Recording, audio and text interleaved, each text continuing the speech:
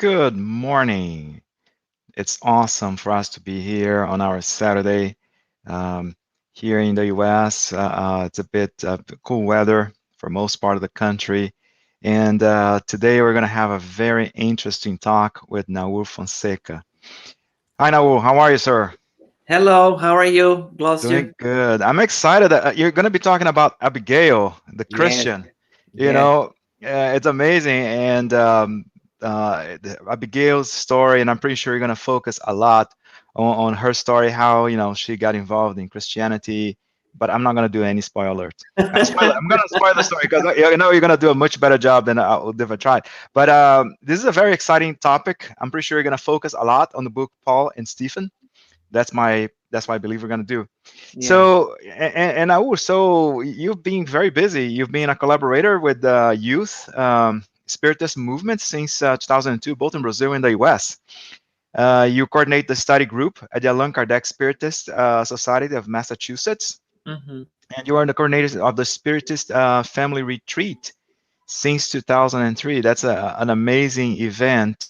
And you have a PhD, so you have a PhD in computer science, That's right. and you work in high technology. So you're a little, now we're from Fonseca, you're a little bit busy, and I so know. we appreciate you taking time off your very busy schedule to be with us. Very excited to be have you here. Yes, Let's my start. pleasure. Oh yeah, let's start with our initial prayer. Okay. Thank you, Lord, for the opportunity for us to be here, doing continuing our series of talks on our Saturday mornings or Saturdays, depending on where you are located in the world. But the important thing is we're here to absorb new knowledge and knowledge that can be applied to our lives. Let's take inspiration from all those great spirits, just like Abigail and so many others who reincarnated on earth and showed us the way. They just not just talk about how to get it done, but they provided us their example, the true example of what being a Christian is. Bless us in our homes, during our lecture, and during, for the whole weekend, and also bless our lecturer. May he be inspired, and may he transmit to us the teachings, the lessons that we need in our lives and our challenges. So be it.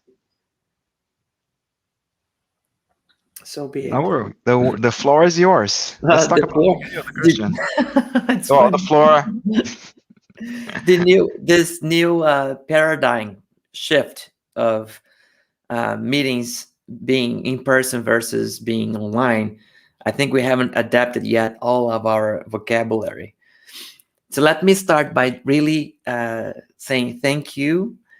She's not here right now. I've heard she's busy in another event for the invitation that Tanya Swartz extended to me.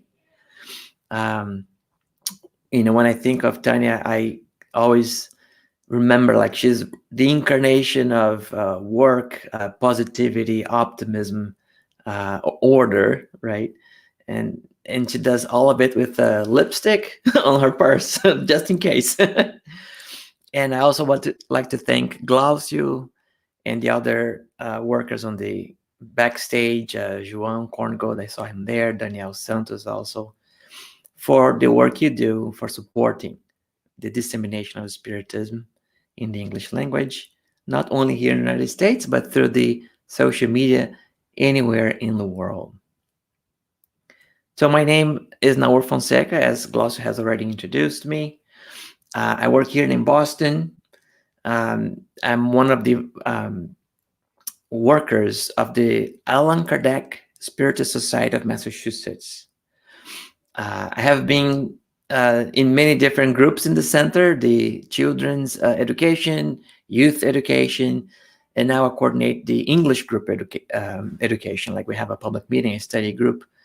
And what we have observed, and we'll be curious to hear from others, maybe in the end, is since we moved to online meetings, that opened up the opportunity for people who used to go to the center and couldn't come anymore because of distance or some other reason.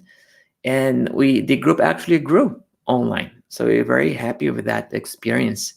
And we would love to hear from whoever is watching this live. What is the experience that you are having in your center, in your location? Um, as I said before, when trying to make this invitation, my wife and I are reading Paul and Stephen again. And it was around the time that I was reading the chapter Abigail the Christian. And we are just so moved by her story, right? And every time you uh, talk about the book Paul and Stephen, you focus on Paul and Stephen. And we wanted to read the book, right, through the lens of Abigail, maybe focusing on her story, and see what are the lessons there for us. Um, as I was reflecting on this, I thought, well, Abigail, wasn't the natural born orator like her brother Jeziel, um, but she also, in her intimate conversations, she displayed a great understanding and rational mind of the Christian teachings. She didn't heal anybody like Peter and others in the book. You have stories you can see, right?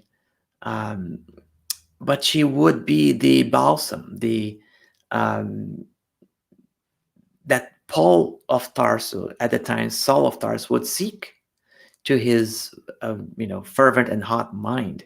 So she was the heart of his brain, and she didn't found any churches, but she was, let's say, uh, the pivot that made Saul of Tarsus be that missionary of the Christian movement that was just beginning at that time.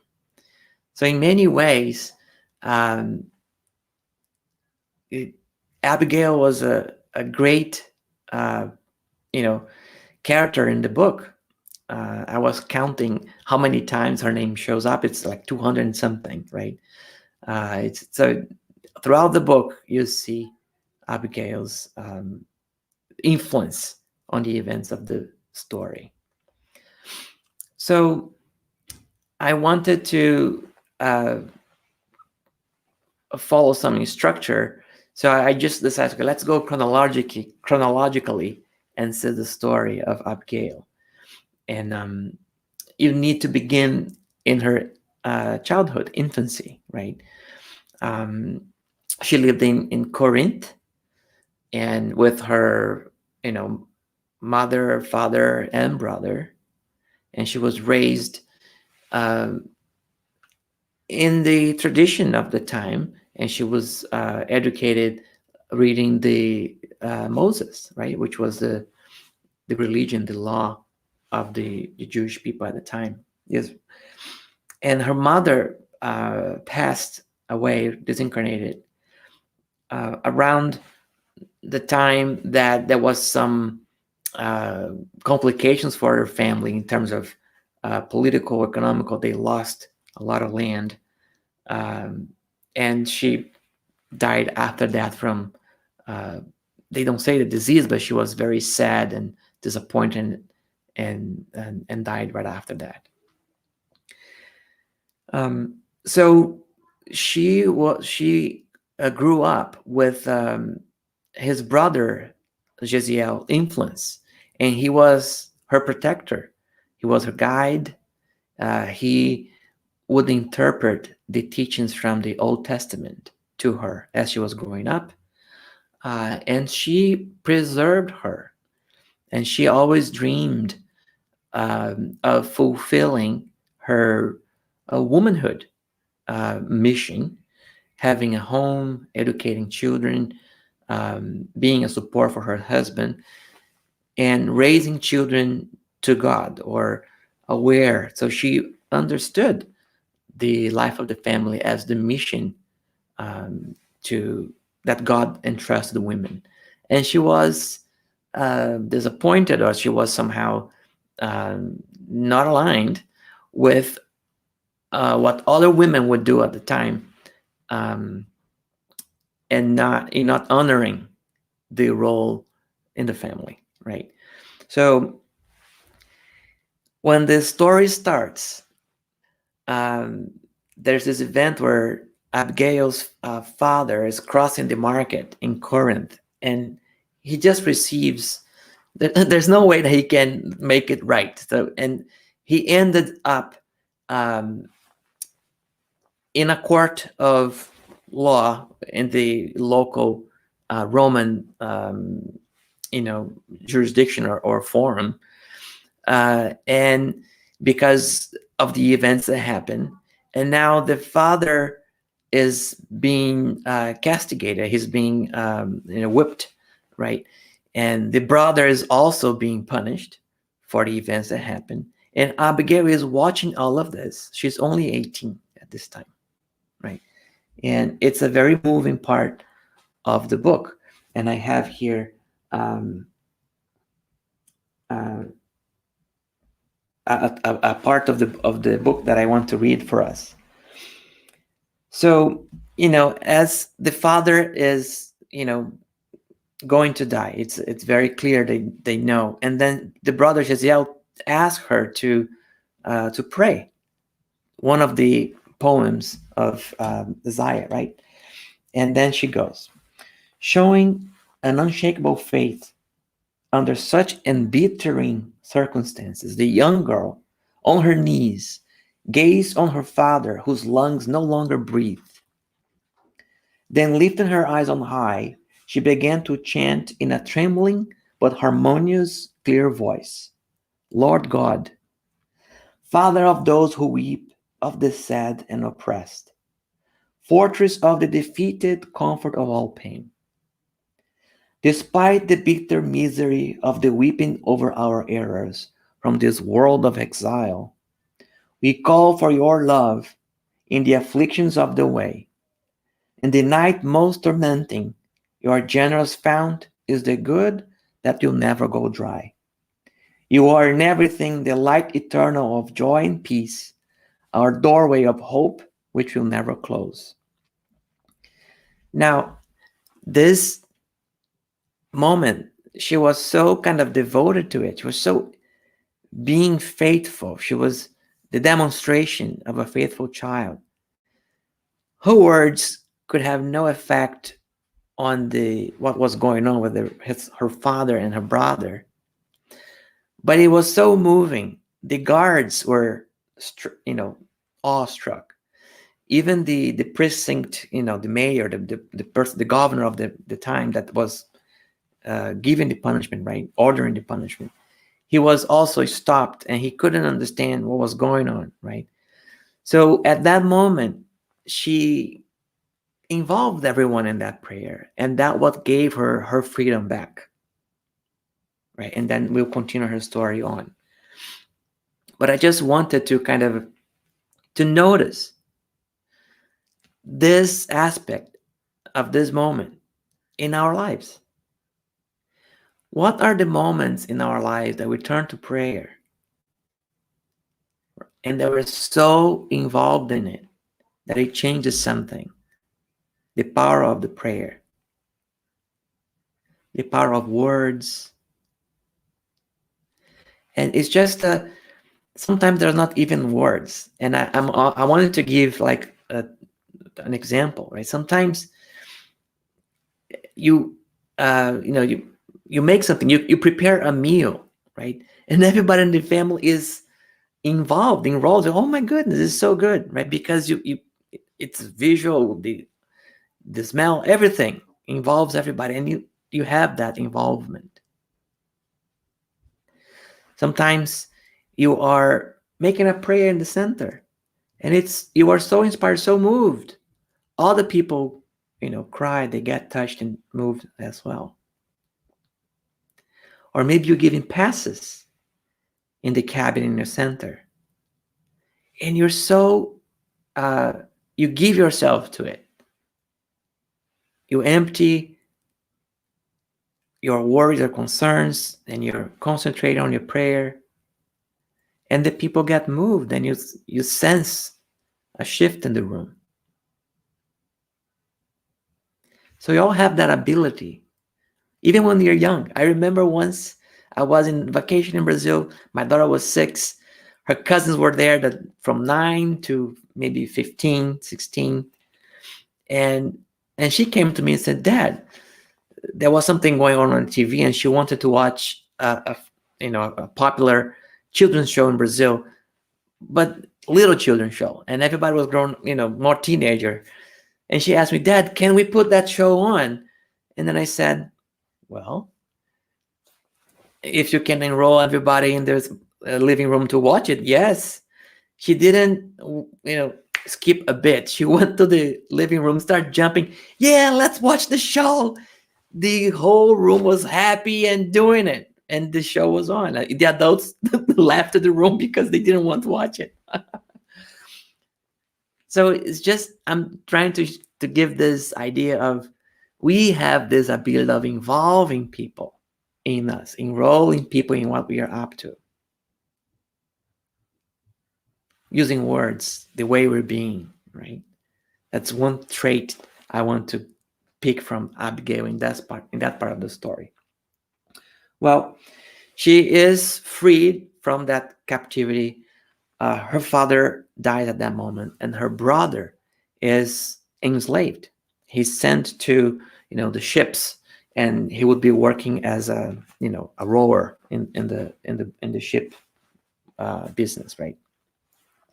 And she flees Corinth with Ruth and Zachariah, and they will adopt her, as they themselves have lost a son to another kind of persecution at the time.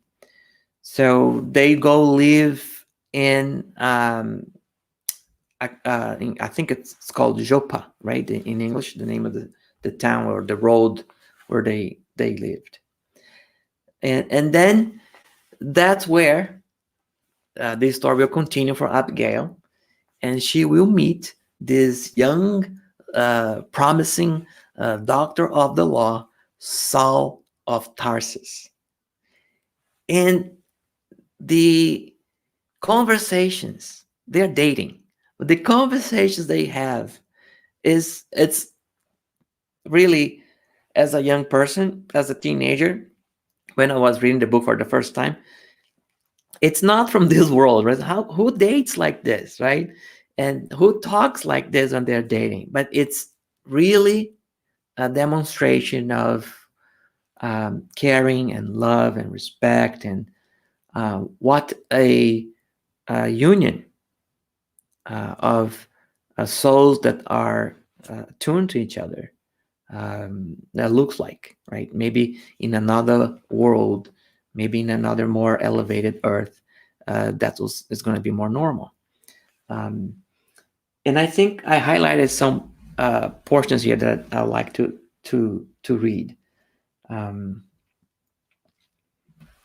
So, when God brought me here to meet you, that's Abigail, your eyes in a flesh spoke to me of sublime revelations. You are the heart of my mind, the essence of my reasoning, and you will be the guiding hand of my edification throughout life. So I'm sorry, this is Saul talking to Abigail. He would call her the heart of his mind, right? And then she responds, yes, my darling, what wouldn't I do for you? You shall command, and I shall obey. You shall be the order of my life, the law, and I shall pray to God to help me be a balm of tenderness for you. When you're tired, I will remember my mother and will put your kind soul to sleep with the most beautiful prayers of David. You shall interpret God's law or word for me. You shall be the law, and I shall be your servant. That's how they dated. So it just shows what kind of soul Abigail was or is. And no woman had ever talked to Saul of Tarsus like that. Saul was also brought up in the same study of the laws of Moses. But while Abigail and Jeziel saw God as this father who is merciful and takes care of their children, um, and they also spoke of this Messiah that was coming, right? When they were suffering, they would think of the Messiah would come and console, comfort all the people who were desperate or sad or forgotten from the world, right? And Jeziel even told Abigail once, who knows, maybe he is already here among us, because God works in silence. So that's one side, right? But Paul, studying from the same books, his view of God was this energetic conqueror of worlds. And as the chosen people of Israel, they are destined to greatness, to dominance. And the Messiah could only be a match to that. So it has to be some kind of warrior or some kind of ruler. So for him, he couldn't conceive, right, of the idea of a Messiahs that would only come for the poor people and not the noblest families of their time, right? So there is this difference in views, but Abigail and Saul, they are so in tune, right? And it's interesting to note that Abigail humbled herself, saying, you are the law and I'll be your servant. When in reality, right, when what happens later in the book is that Abigail is telling him what to do. And I watched a reflection about the book from Haroldo Dutra Dias recently, studying for this. And the reason he says is that, Paul has this violence, this energy, right? And, in a war, you have, violence against violence, force against force. And you can never achieve peace this way, because all you have, force will not respect another force. You just try to get stronger so it can fight again or something like this, right? Force only respects love. And that's what we see here. Saul of Tarsus is meeting love in the person of Abigail. And he totally surrenders because he admits that she is the heart of his mind. And you see later in the book, how this is going to play out. So let's see. Right after they meet, the book starts developing. And I'm sorry if you haven't read the book yet, but this is about the book. So spoiler alerts, you're going to find out some stuff that I encourage you to read the book anyway, because it's much more beautiful there. But right after, right, soon after they meet and start making plans of getting married and present Abigail to Saul's family and sister and everything, there is this trial going on in Jerusalem. And Paul, or Saul of Tarsus, right, is the executioner, right, of this trial. He's the judge, he's the accuser, and also the executioner. And on the other side is Jeziel. Except that his name is not Jeziel anymore. His name now is Stephen. And I'm not going to tell that part of the story. That's Jeziel's story. But the fact is, Jeziel had converted to Christianity and changed his name to Stephen. And Saul of Tarsus, defending the law of Moses, could not, accept that view of Jesus being the Messiah. Who was Jesus? He was a Nazarene, a no one from in no one's land. He was a carpenter and he died on the cross amongst thieves. He cannot be that Messiah in his view. So this clash of opinions ended up in a court, and now Stephen was being stoned to death. And the guest of honor on Saul's side was Abigail. And she reluctantly accepted his fiancé's invitation because it was a gross, violent act. She didn't want to watch it. But Saul saw that as an opportunity to introduce her to his friends, because they were going to get married. So he wanted to, have her accepted in his midst. So towards the end of the execution, right, the stoning of Stephen, the first martyr of Christianity, Abigail gets in the room and recognizes her brother and tells Saul, "Can I have 1 minute to speak to him, please?" And then Saul, manages to bring Jeziel to another room, and they will have a private conversation, only the three of them. And now everything is too familiar for Abigail, because when she last saw her brother, he was on his knees being punished, right, for something. And she recognized the circumstance a little different.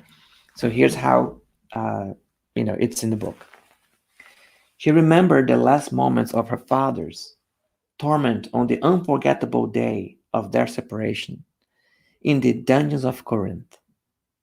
In a glance, she understood that other forces had been at work there, not Licinius Minucius and his cruel minions, but her own betrothed, her fiancé, transformed into an executioner by a terrible mistake.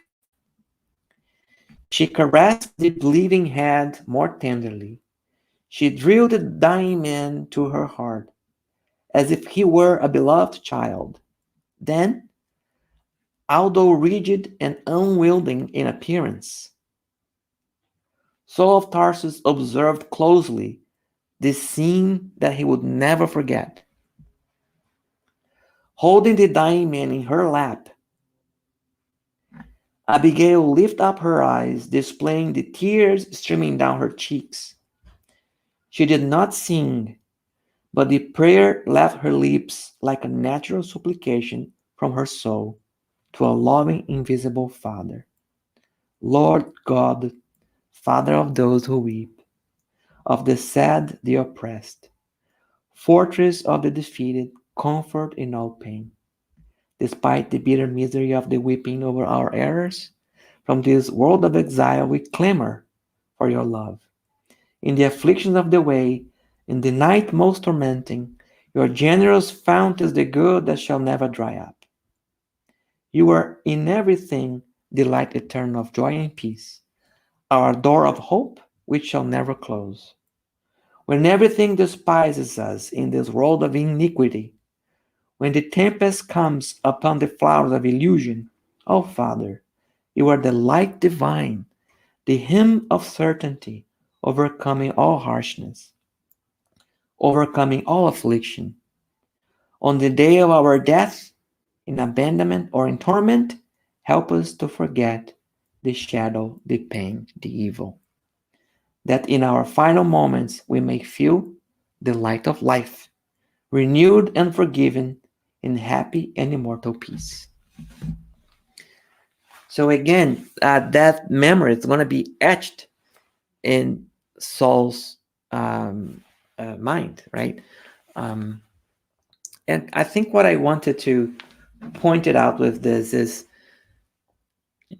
just observe how Abigail life is um, marked by this extreme moments of suffering and trials, right?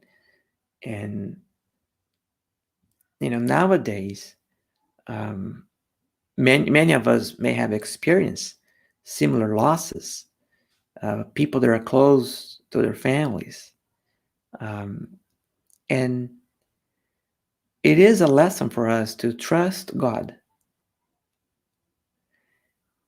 It is common for many people that are not Christians or not believers to use the fact of losing a loved one as proof enough that God doesn't exist or he's merciless and he can be God. While Abigail and Jeziel are giving a demonstration of the contrary. It is impossible for us to understand all the plans of God, but we trust that He is just and good. And Jeziel in the book has such a nice understanding of this, right? He says Abigail is asking why the children of our people suffer so much, and then Jeziel says, well, I think God as a father who has the oldest children and the youngest children, and the father uses the older ones to teach a lesson to the younger ones by being more demanding or um, um, uh, asking them more so they can be an example, a role model for the younger children.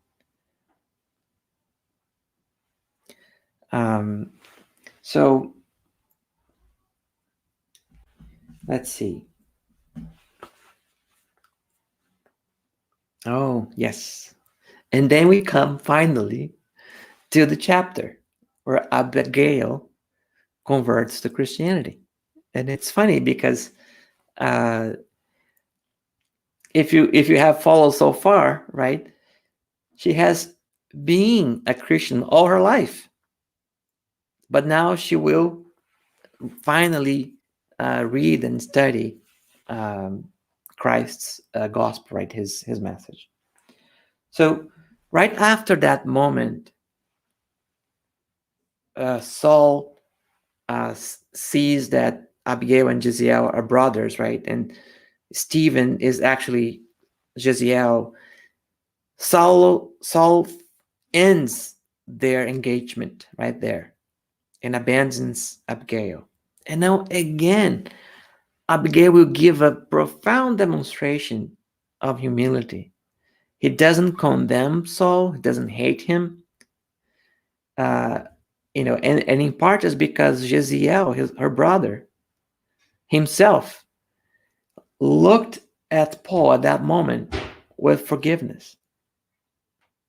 In fact, when Jeziel was dying, Jesus came to him, caressing his face, his head. And then Jesus looked at Saul with sadness because his missionary was deviating from his mission. He was doing mistakes. And Stephen looks at Jesus and says, please do not account to him or impute him with this sin. He loves Moses, and he will faithfully serve you when he meets you. He doesn't know you yet. And then Jeziel asks his sister, to be a good wife to Saul, right? He didn't see him as an enemy, right? But as this missionary that we should love. But Saul is not there yet, so he ends his engagement. And now, after this second disappointment or deception, right, in her life, Abigail gets very sick. And the only comfort she will find now is from the words of the gospel, which that she receives from Ananias, which is an old man, a Christian that used to travel, spreading the message of Christ. So here is again Abigail and Saul talking about it. Um, so Abigail is very frail and dying, right? So Saul says, Abigail, he was highly moved. I have abandoned my pride and vanity as a public figure to come here to ask you whether you have forgiven me, whether you have forgotten me. So after, I think, 8 months of this separation, um, Saul couldn't process it, right? His brain was missing that uh, nourishment from her, Abigail's heart. So he goes and bends himself to go talk to her again, right? And um, and then she says, "How could I forget you?" Right? No matter how dry and long the season of the burning sun may be, the leaf in the desert will never forget the beneficent rain that gave it life. It's so beautiful, right? And again, you see this profound demonstration from Abigail of humility, of love, of forgiveness. Um, and don't talk to me about forgiveness either. Can one perchance forgive oneself? We belong to each other, so forever. Didn't you say many times that I was the heart of your mind? And then so, why do you say you were the heart? You still are and will be forever. So now Saul is in denial, right? That he is planning for the future, that for them to get married again. But Abigail knows that she is dying. She has been coughing blood for days. So she knows her life is expiring. And then she says that she couldn't burden her adopted parents with the truth of what happened in that trial where he lost her brother, because that would make them think something bad about Saul, and she didn't want that. So she kept it to herself until Ananias showed up. And he appeared around here and introduced me to the sacred light of the new revelation. I learned the story of Christ, the Son of the living God. I devoured his gospel of redemption and strengthened myself in his examples. Since that time, I have begun to understand you better by understanding my own situation. Now, listen, when Jeziel was talking to Abigail about his conversion to Christianity, Abigail had some difficulty accepting it too. So, how come this Christ has made you suffer so much? What kind of Lord lets a faithful servant like you suffer so much, right? She had that question. But Jeziel told, no, Jesus is the promised Messiah, the consoler, right? And he explained it. So that put something in her head, plant a seed in her mind. Who is this Christ? And she was curious. So when Ananias came, she devoured all she could read about Christ and about his life, his resurrection, and how he came. And then she has this dialogue with Saul, because Saul is asking, um, um, he's confronting again that Christ interfering in his plans of dominance, of power, of love, of marriage, right? And always this Christ interrupting him everywhere, trying to cover him from all sides, right? Jesus is trying to send him all options to come to his field to work, and he's resisting it. Um,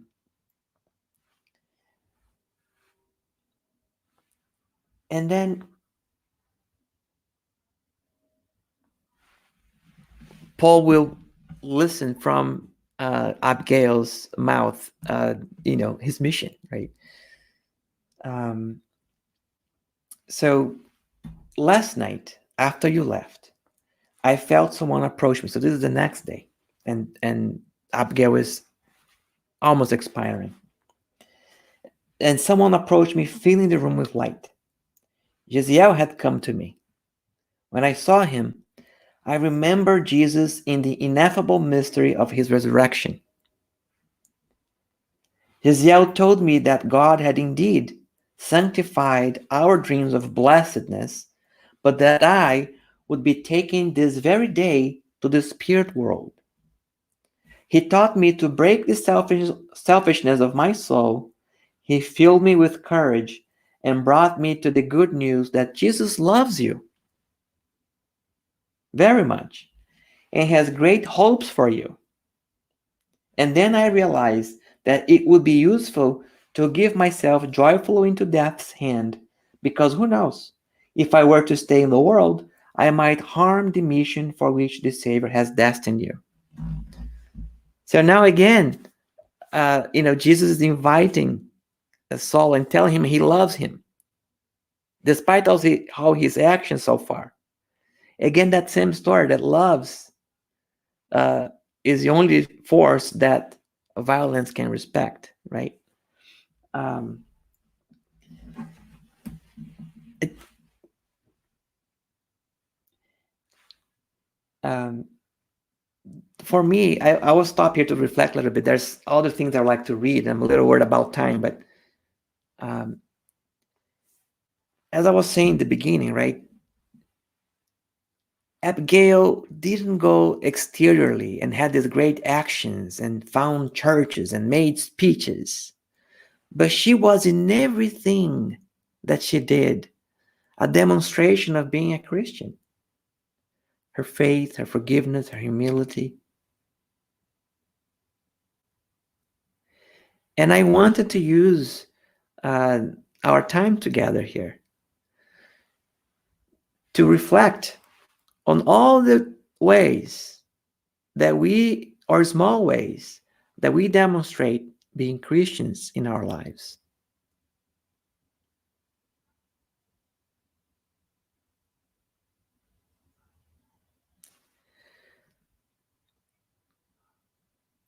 It is, and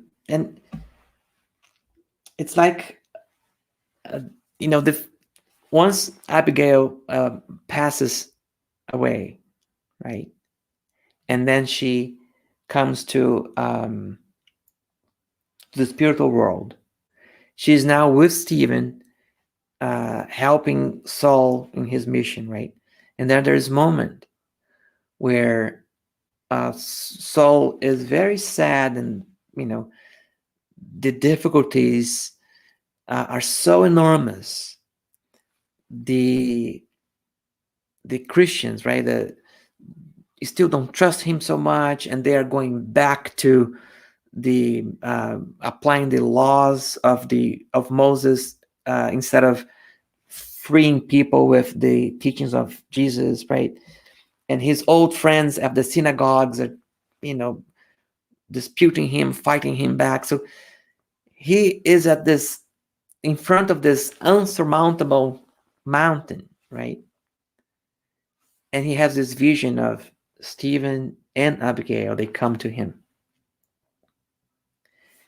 and they console him. They help him understand his mission that is just beginning, to give him that courage, that motivation to continue.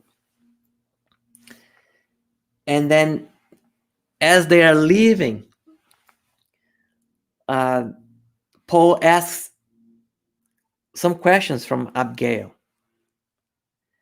and her answers are so short but so profound. So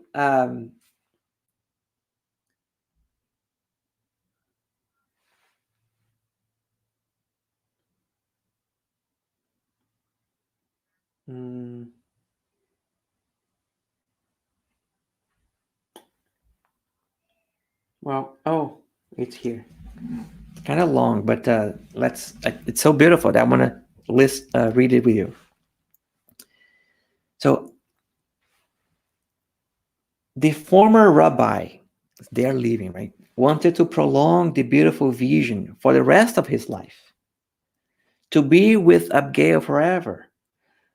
But the cherished spirit displayed a gesture of affectionate farewell, and Saul then made an effort to hurriedly list all his spiritual needs, desirous to hear her on the problems facing him. Anxious to make the most of the smallest fragment of the glorious fleeting minute, Saul mentally arrayed a large number of questions. What could he do to acquire a perfect understanding of Christ's designs? Love, answered Abigail spontaneously. But how could he proceed in order to grow richer in the divine virtues? Jesus ordered us to love even our enemies. He realized, however, how difficult it would be to do that. It was difficult to practice devotion without others' real comprehension. What could he do for his soul to reach such an elevated expression of effort in Jesus Christ? So, how do you reform yourself, right? And she says, work, exclaimed his beloved, smiling kindly. And Abigail was right. It was necessary to work for inner progress. He ardently desired to do so. For this reason, he had isolated himself in the desert for more than 1,000 days. However, upon returning to the environment of the collective effort, at the side of former friends, he had nourished blossoming hopes that soon turned into heartbreaking bewilderment. What measures could he adopt against such destructive discouragement? Hope, said she said further in a gesture of tender solicitude, like someone who wished to clarify that the soul must be ready to attend to the divine plan in any circumstance, regardless of any personal whims. As he listened to her, Saul remembered that hope had always been with him in his most difficult days. He would know how to hope in the future with the blessings of the Most High. He would trust in His mercy. He would not disdain the opportunity for redemptive service. But what about other people? Everywhere confusion flourished in the spirits. He in fact realized that overall agreement regarding the teachings of the Divine Master represented one of the most um, oops, difficult tasks besetting the unfolding of the gospel.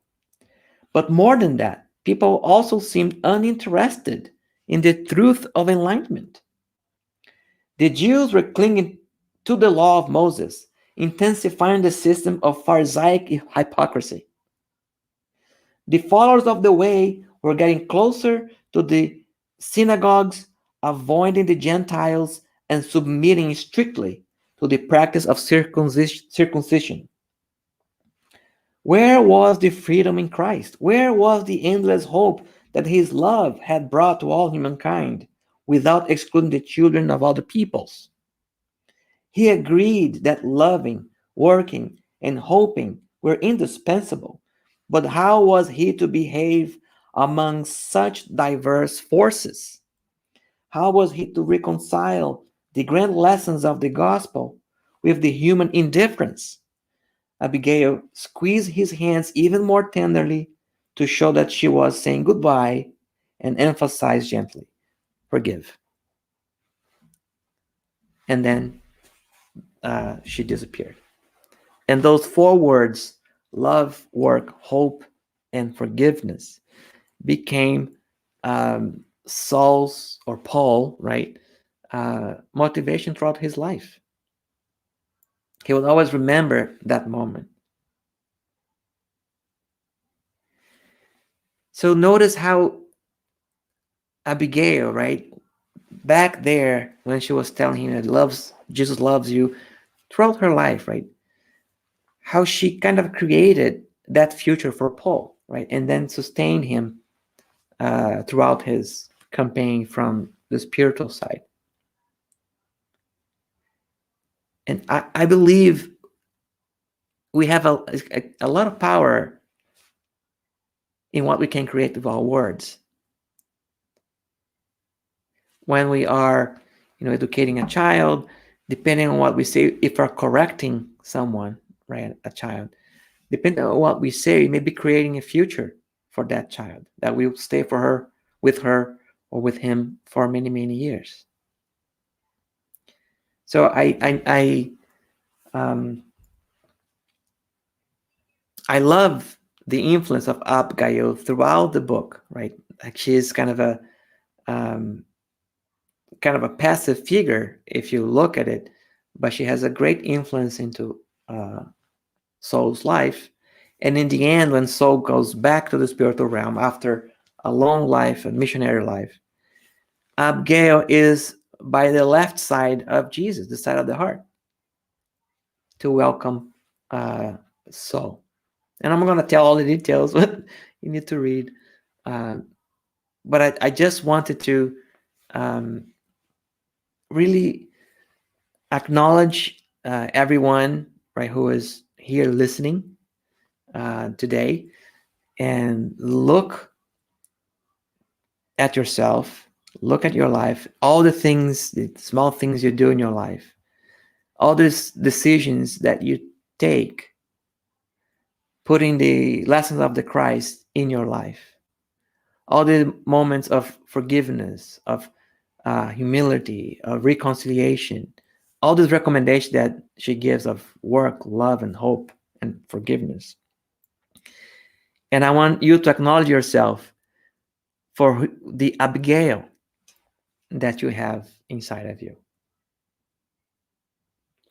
And Glaucio, I don't know if you have any other questions. If you want to come back, um, I'm happy, that we had this moment together.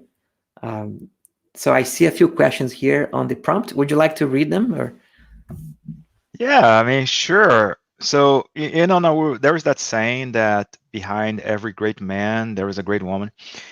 I don't agree. Actually, I don't agree. I think that's a lie because besides every great man, there is a great woman, right? Yeah, And vice versa.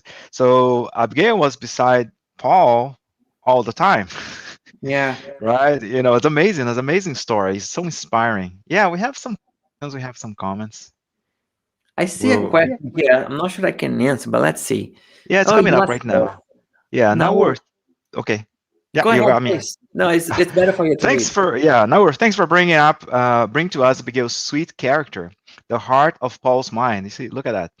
What is the role of Abigail together with Stephen in Paul of Tarsus' endurance during his true transformation?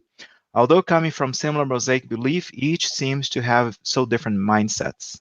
What do you think about this? Um, well, what I kind of understand, right, is that both, especially Stephen, but Abigail probably was there as well. In the moments that Paul was writing his letters, right, um, those letters were kind of mediumistically written. He was inspired. He would never write the letters by himself, right? He would have other people in case he couldn't get the inspiration from the spirits from Christ, from Stephen, from Abigail. Maybe others in the room would, right? So I think um, all these conversations, the first thought that Saul had, or Paul had, after he passed away, when Ananias asked him, "Who would you like to see?" His first thought was to see Abigail and just yell, right? But then he understood, well, my personal whims, right, should not win over uh, my Christian ideals or Christ's ideals. And then he changed his mind and he goes visits all the churches he founded or helped found, and all the Christians that are being persecuted at that moment, right? So it's a great influence. I don't have any details. I just know that her presence, her love, sustained him. Like he was the heart of his mind. That's awesome. I mean, we should not provide too many spoiler alerts, right? The book is in English. The book's in Portuguese. The book is in English. We invite everybody to read. I mean, it's a very rich book. I mean, you would agree with me. It's a very rich book. I mean, Yeah. highly recommend it. Highly recommend. We have more questions. Yes, please. Thank you, Nahur. That's from Daniel. Thank you, Nahur. Could you share with us what in the book touched you the most and why? That would be tough for me, but yeah, I'm pretty sure you can answer Yeah. that. Well, every time you read the book, you grow a little bit and you change something, right? I remember the first time I read as a teenager, I was very moved by Paul's transformation and his struggles. It was the first book that I remember I cried when I was reading the book, right? It was the first memory that I have. And I became a fan of Paul ever since, right? And this time I really admired uh, Abigail's example, right? Of um, uh, it's um, there's a part in in this chapter of Abigail the Christian that we think of Abigail as being already a Christian when she was born. She was a high elevated spirit, right? But Paul or Saul makes a comment about Abigail's transformation after she got in touch with Christ's teachings. Not only her sadness got transformed and she was more resigned and understand, so she had a better understanding. But Paul noticed that Abigail used to have women normal whims. Like if he was late in a date, right, she would kind of complain or make a fuss or something, right? So she had her feminine, um, I don't know, costumes or habits. And at that moment he was talking to her, he realized that was gone, right? So there was a transformation in Abigail, right? And I don't know.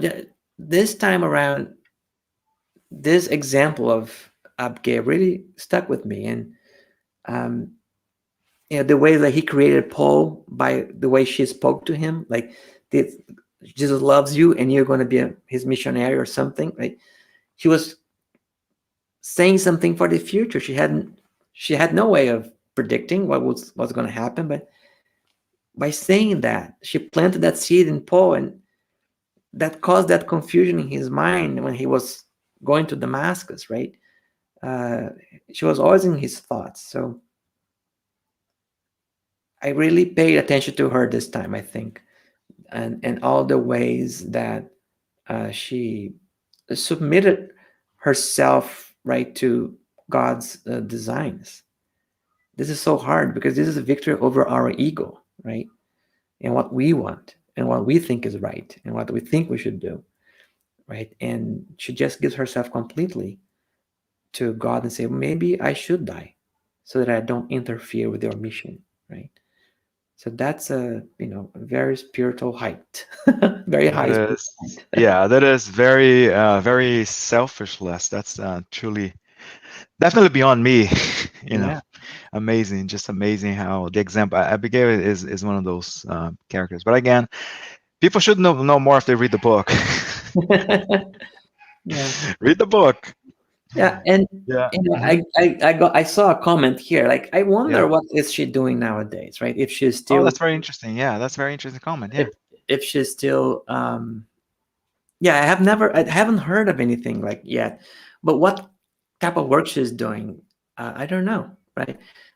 She's still attached to Earth somehow. Um, have you heard of anything, Glosser, yourself? No, I have not. No, right? But I would not be surprised of the kind of work that, spirits like Abigail and Stephen, they are up to. It's kind of like, when we think about our missions, right? When we think about our missions with our family members, with the people around us, and then you think about those spirits, I mean, it's truly inspiring, right? Yeah. I mean, what you mentioned about her recognizing Paul's potential, Saul's potential, right? That's something remarkable. It's Yes. just remarkable. More questions. We have more questions here. Well, I hope she is still involved in spreading the work of Christ, disseminating it. And in that sense, it's aligned with our mission here as well in the United States Spirits Federation, right? We're trying to spread that same message of Christianity.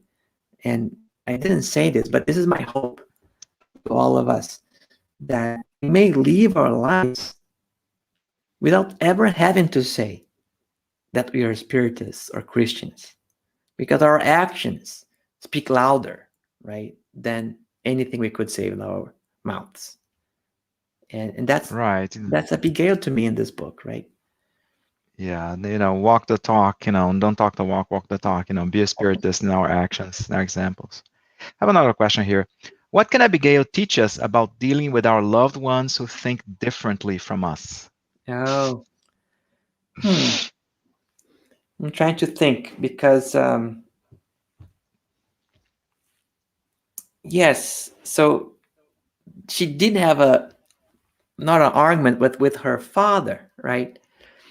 Uh, Jeziel and Abigail did not agree with her father that he should go seek um, justice for his. He was treated unfairly, right? That he should resign and accept the situation, right? Um, and but she respected him, right? They didn't stop him. Well, maybe because he was an authority in their lives at that time, right? But she didn't condemn him either after the fact, right? She just took responsibility and say, "Well, I wish mother was still alive because she would be able to convince him to kind of show him, right?"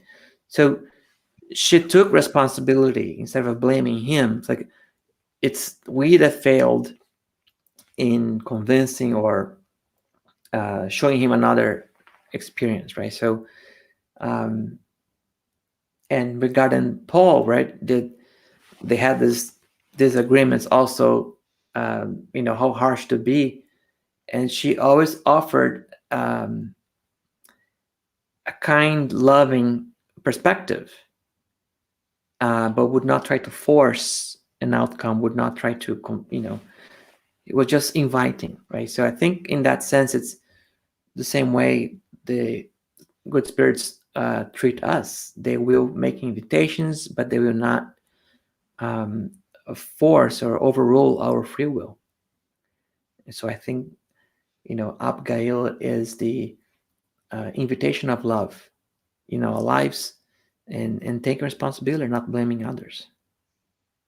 Pretty much doing our part, right? I mean, doing our part and treating those with respect and giving time. That's truly amazing. It's her example is truly remarkable. There's another interesting question here. Love, work, hope, forgive. Those three keywords, right? Please talk a little bit more about it in our daily lives. I think that would be another lecture, right? That's right. But I'm taking it to myself, and I was reflecting last evening. Um, and what can I do to put this in practice in my own life? Right. This is the question, right? And um, every day, right, we have moments of choice. Um, you know, it could be anything. It could be um, someone in the street asking you for a favor, right? So, and what I was thinking was, if if I can align myself with those four directives: love, work, hope, and forgiveness, and any requests that come my way, right, any circles that come my way, right, if I can ask, is this aligned with love or work or hope or forgiveness, then I'm a yes, I'm automatic yes for that, right? So I think if you can set up some kind of a, a system, or I don't know, reminders, right, and just in any situation, just work. Is this aligned with those things? Because that's what I want to be all about, right? I want people to, as I said, recognize me not because I say I'm a spiritist, but you know, they have those four words that can describe me. Oh, loving, always offered to work and working himself, and hope the best of people. Right? So in any situation, if you find an alternative that aligns with one of those four, go for it. Right? That's, I think that's the practical advice. It really is a choice, right? If you um, and it's a choice done from a free will, like it, and it takes a um,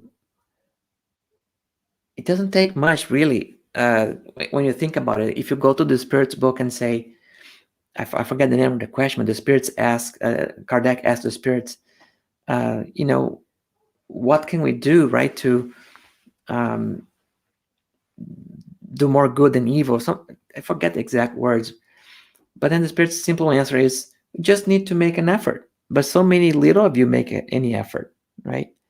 So I think the question was right. The follow up question to, what do you do to overcome our bad tendencies, or you know yourself, right? Like an old sage told you.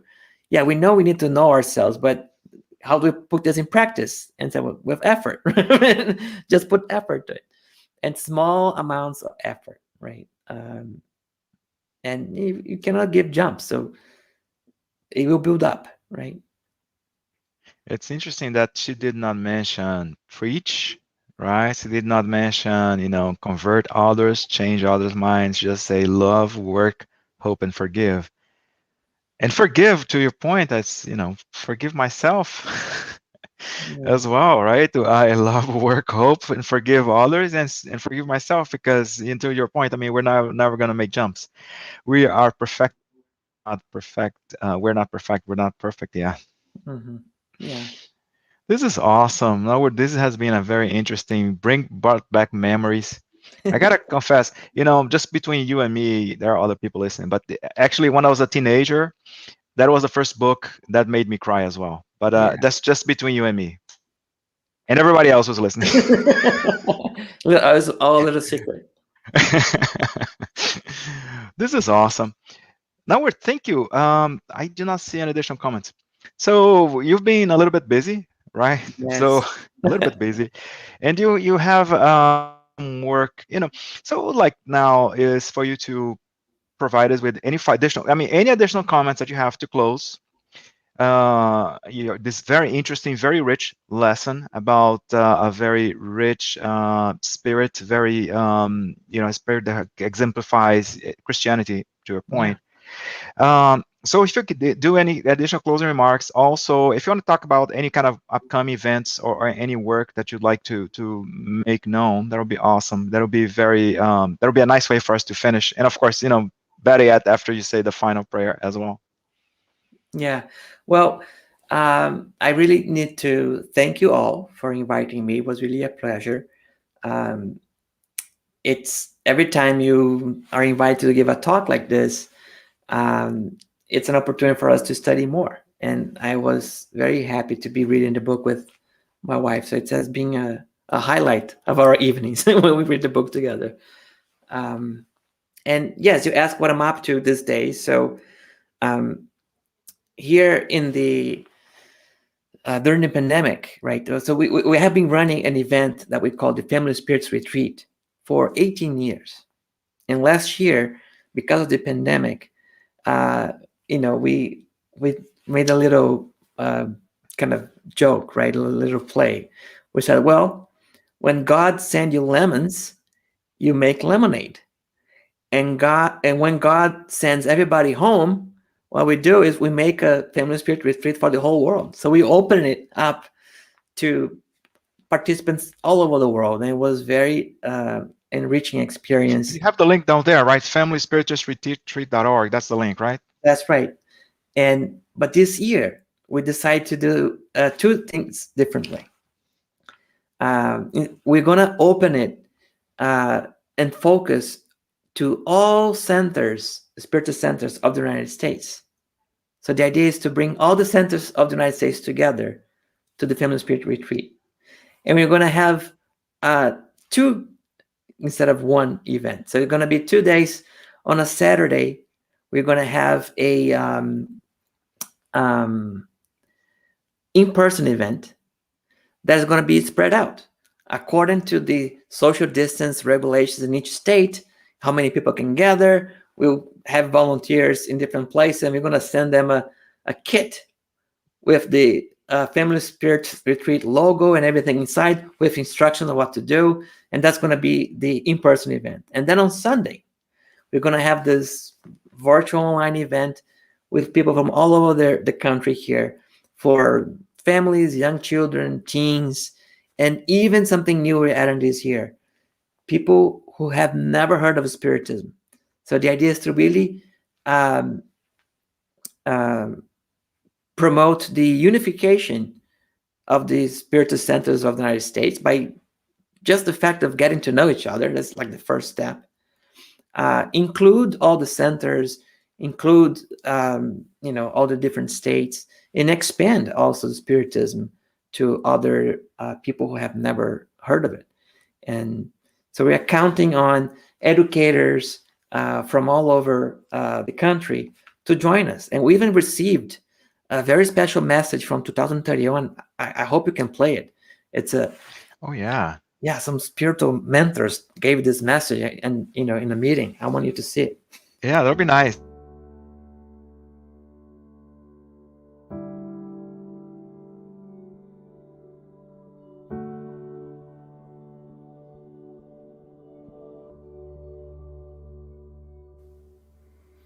Oh, hello. Welcome back. What good tidings do you bring from Earth? Hello, my dear friend. Good tidings indeed. I was visiting the Spiritist centers of the United States. Can you believe they're still reaping the benefits of the Family Spiritist Retreat of 2021? It has been 10 years. Of course, I believe it. The works of the good are eternal. Now tell me, what did you see? The most remarkable thing are the friendships that the children and teens carried over to their early adult lives, weaving the country in threads of love and care. It reminds me of our spiritual family ties and how we connect to our loved ones even across the galaxy. What else did you see? Inspired by the ideals of unification, inclusion, and expansion, many Spiritist centers were opened. Many extended their activities in English and reached out to their communities, finding creative ways to be of service. Each center has a particular identity, a characteristic charm or style, and each and every one of them, in their own way, took to heart the Spirit of Truth recommendation. Oh, Spiritists, love one another. This is the first teaching. Educate yourselves. This is the second. Precisely. Yes, I knew what you were thinking. I love this phrase too. And you know what moves me even more? I can't imagine, but tell me. The large number of spirits from our community that are being reborn in the United States and who are going to hear in one of these centers the teachings of our Lord Jesus for the first time in their new lives. I myself am currently visiting triplets who chose to be born in a Spiritist family near a center in Arizona in order to better fulfill their mission in this incarnation. God be praised. Blessings to all spiritual workers of the United States, including Spiritists, and blessings to all the peoples of the world.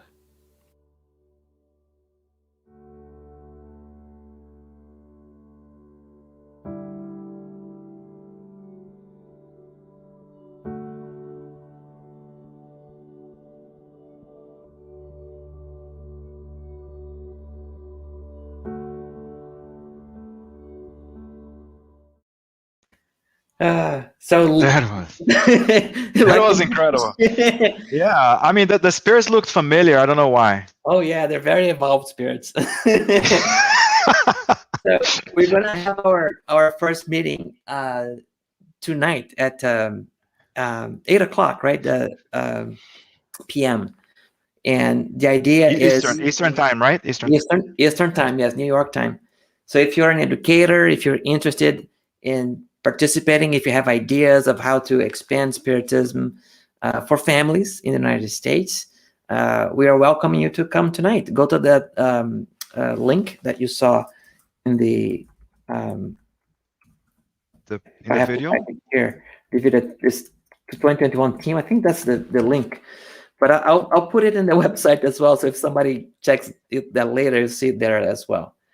And join the meeting, join the team, and we're going to start working now.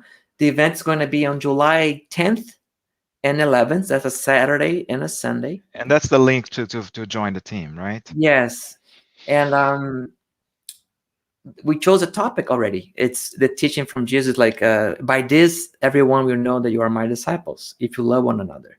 And that's what I want to bring to the Spiritist Center, just to get to know each other. That's the first step that we think will put us in the direction of unification, right? And there's so much that we got out of creating this event year over year. Kirsten is asking. Hi, Kirsten. How are you?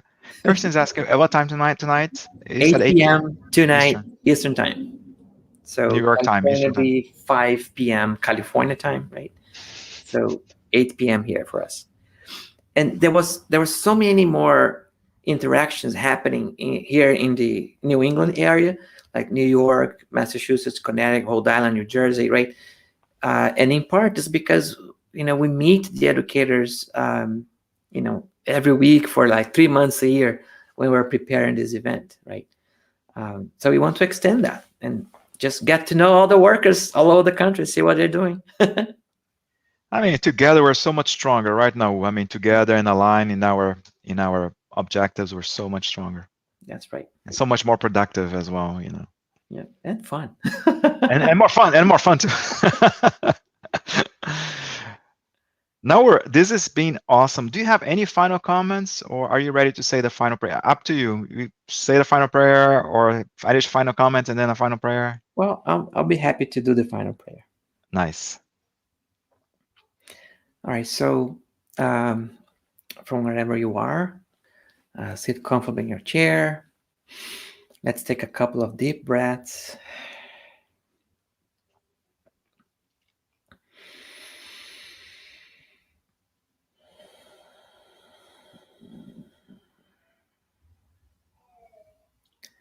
Let's raise our thoughts.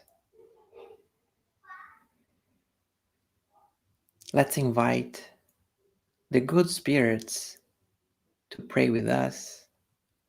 Invite our Master Jesus. Inviting the character of our story today, Abigail, to pray with us. We are all united in these threads of love that come from our understanding of Jesus' gospel. The immediate affection, understanding, trust, joy, calm, harmony of souls throughout the United States who had said yes to join on the mission of our dear Master Jesus, to join the rows of workers like Paul of Tarsus, Abigail, Stephen, that are giving of themselves to a larger cause. However small or however big the contribution, what's important is that when we are united, when we are aligned with Christ's ideals, we are stronger and we can do more.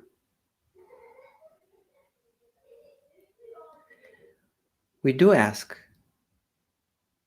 the noble spirits who came before us and that oversees all the activities in this country for spreading the message of Christ from whatever sect or path or religion or spiritual knowledge and faith. We ask them to inspire us and give us the courage to humble ourselves so that we can listen to Christ and fulfill the ideals of the kingdom of heaven in our own hearts first, bringing that kind of peace so well demonstrated by our heroes of the story this morning, so that we can bring peace to the whole world. We like to embrace our planet in the best vibrations of peace and kindness. This morning and always. And so be it. So be it.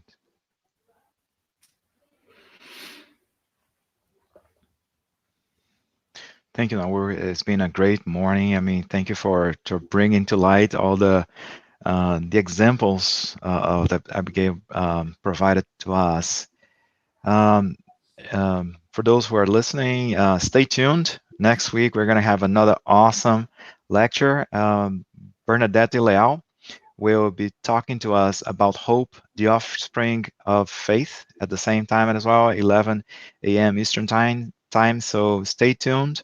Everybody have a very blessed weekend and enjoy the week that starts tomorrow. Thank you. Bye bye, buddy.